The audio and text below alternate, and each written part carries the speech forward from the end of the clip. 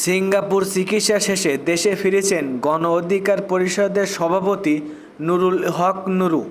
আজ শনিবার সন্ধ্যায় শাহজালাল আন্তর্জাতিক বিমানবন্দরে অবতরণ করেন তাকে বহনকারী বিমানটি।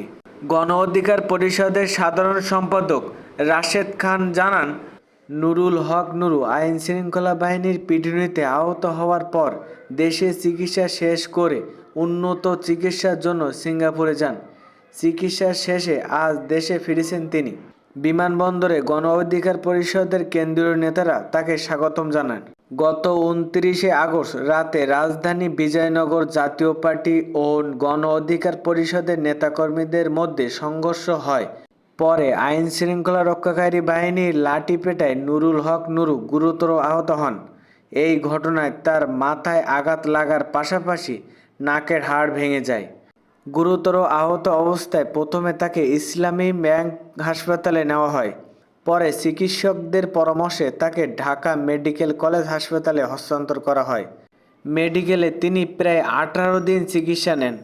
দেশে চিকিৎসা নেওয়ার পরও কিছু শারীরিক জটিলতা থাকার উন্নত চিকিৎসার জন্য মেডিকেল বোর্ডের পরামর্শে তিনি 22 সেপ্টেম্বর সিঙ্গাপুরের উদ্দেশ্যে ঢাকা ত্যাগ করেন।